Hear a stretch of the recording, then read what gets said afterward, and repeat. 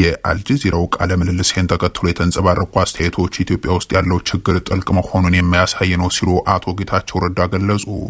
አብይ አህመድ ጄኖሳይድን የመራ ሲሉ የተናገሩት አቶ ጌታቸው አሁን ደግሞ ጠቅላይ ሚኒስትሩን የሰላም ስምምነቱ እንዲፈረም ቁልፍ ሚና የተጫወቱ ብለዋቸዋል።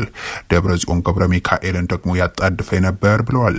የጠቅላይ ሚኒስትር አብይ አህመድ አማካሪ ጌታቸው ረዳ በቅርቡ በአልጀዚራ ላይ አነጋጋሪ ቃለ መጠይቅ ከሰጡ በኋላም በአፍሪካን ሪፖርት ላይ ደግሞ በሌላ ጽሁፍ ተከስተዋል። አማካሪ ሚኒስትሩ ከመህዲ ሐሰን ጋር የነበራቸው ቃለ ምልልስን መነሻ በማድረግ ባሰፈሩ ጽሁፍ የአልጀዚራው ቆይታ የውይይት ማዕበልን ከፍቷል ካሉ በኋላ ደጋፊዎችና ተቾች የሰጡት አስተያየት በንግግር ድምጸት ላይ ያተኮረ ነው ብለዋል። ተቾች ለምን በጦርነት ወቅት የተጠቀምክባቸውን ቃላትን አሁን አልተገለገልክባቸውም የሚሉ ናቸው ያሉት አቶ ጌታቸው ይህንን ያደረኩት ለሰላም ካላይ ቀናኢነት ነው፣ ሰላምን መፈክር ሳይሆን የተግባር ጉዳይ ላደርገው ስለምወድ ነው ብለዋል። የኔን ቃለ ምልልስ ተከትሎ የተሰጡ አስተያየቶች በትግራይም ሆነ በጠቅላላ በኢትዮጵያ ውስጥ ያለውን ጥልቅ የፖለቲካ መከፋፈልና ልዩነትን የሚያመላክቱ ናቸው ሲሉም ጽፈዋል። ስለ ፕሪቶሪያው ስምምነት አፈራረም በማንሳት ያተቱት አቶ ጌታቸው እሳቸው የመሩት የትግራይ ልዑክ ደቡብ አፍሪካ የሄደው ለመደራደር ሳይሆን ጦርነት የሚያስቆም ስምምነትን ሊፈርም ነበር። ይህንን መመሪያ የሰጠንም የወቅቱን ጦርነት ይመራ የነበረው ማዕከላዊ ዕዝ ነው ብለዋል። ደቡብ አፍሪካ ከሄድኩ በኋላም የህወሓት ሊቀመንበሩ ደብረጽዮን ያጣድፈ ነበር ያሉት ጌታቸው ቶሎ ብለፈርም እያለ የወተወተ ከርሱ ውጭ ሌላ ሰው አልነበረም በማለትም ያለ ስምምነት እንዳልመለስ አጥብቆ ሲገፋፋይ ነበር ብለዋል። በወቅቱ ከደብረጽዮን ጋር ተቀያየርናቸው ያሏቸውን የጽሁፍ ምልልሶችን ያካተተው የጌታቸው ጽሁፍ እርሳቸው ለደብረጽዮን የላኩትን በማስቀደም ይጀምራል። የምንችለውን ሁሉ እያደረግን ነው። ጫና ውስጥ እንዳለ አውቃለሁ። እኛም ጫና ውስጥ ነን። ማይክ በየማለዳው የሚነግረኝ ነገር መመለስ እንዳለብን ነው። ይህም ሌላ ጭንቀት ነው። እንመለሳለን።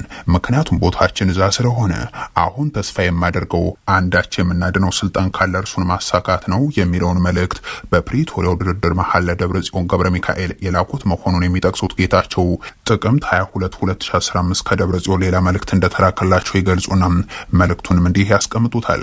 ሰላም አዲግራት በጠላት እጅ ልትወድቅ ነው።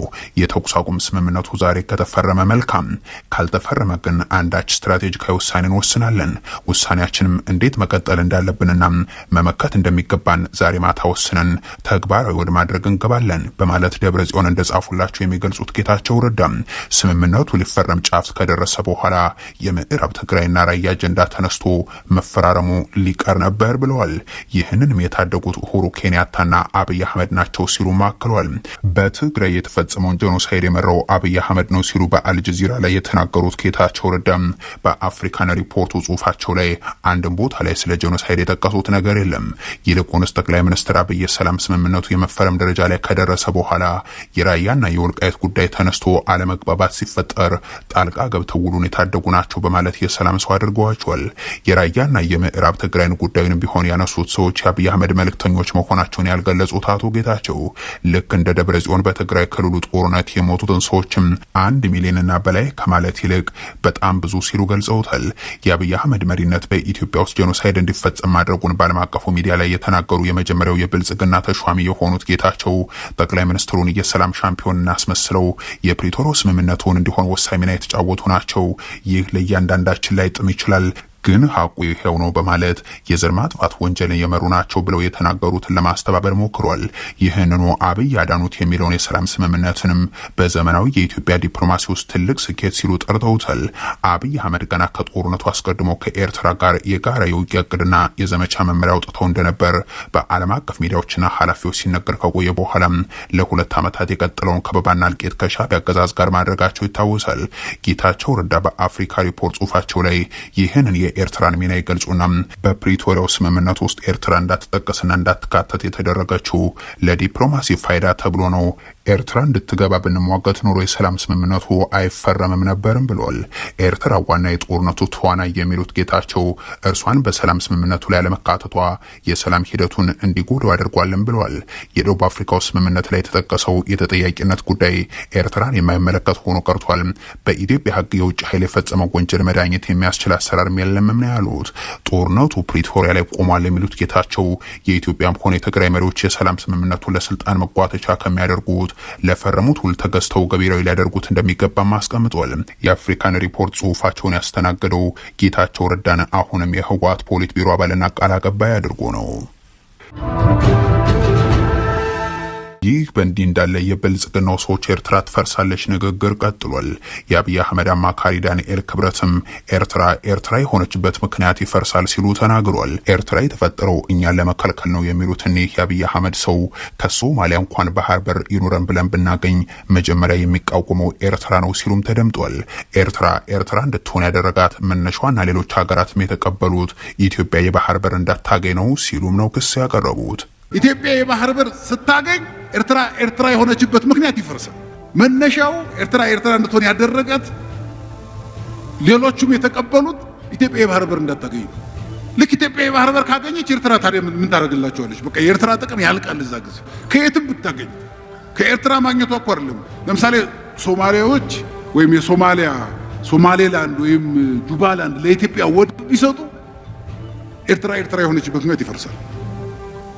ስለዚህ ምንም ቢሆን ሶማሌ ለኢትዮጵያ ወደብ እንዳትሰጥ የምትፈልገው ኤርትራ ናት። ለምን? ኤርትራ የተመሰረተችበት ምክንያት ኢትዮጵያ ባህር በር እንዳታገኝ። ኢትዮጵያ በየትም በኩል በሱዳንም በኩል ብታገኝ የኤርትራ ምክንያት ይፈርሳል። ኤርትራ የሆነች ኢትዮጵያን ለመከልከል ነው። ዓላማዋ መከልከል ነው። መፍቀድ አይደለም፣ ዓላማዋ መከልከል ነው። የብልጽግናው ሰዎች ሰሞንኛ ንግግር በአመዛኙ ኤርትራ የሚፈርስ ነው የሚለው ላይ ያተኮረ ነው። ይህም በቀድሞ የሻዕቢያ ምርኮኞች ጭምር ሲገለጽ የሰነበተ ነው።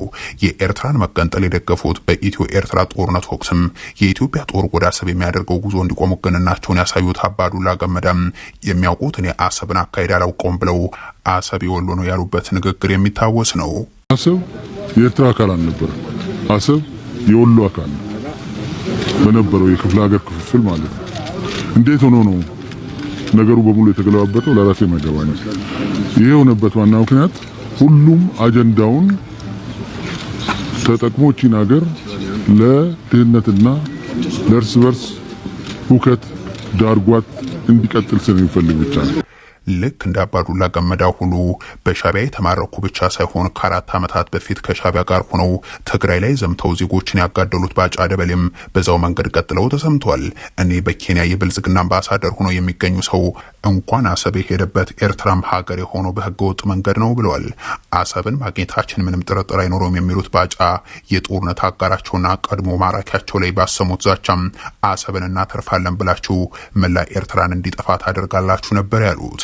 እነሱም ህጋዊ በሆነ መንገድ አይደለም የሄዱት። ስለዚህ የሚያስቡ ከሆነ አሰብን ለጋራ ጥቅም ማዋል ነው። ለጋራ ጥቅም ካልዋልክ ደግሞ እሱ አይቀርም። ስለዚህ አሰብን አስቀራለሁ ብለት ይጠፋል። ባጫ ደበሌ በትግራዩ ጦርነት ወቅት ሾፌራቸው ኤርትራዊ እንደነበር ከሰሞኑ የሾፌሩ እናትና አባት መናገራቸውን መዘገባችንም ይታወሳል።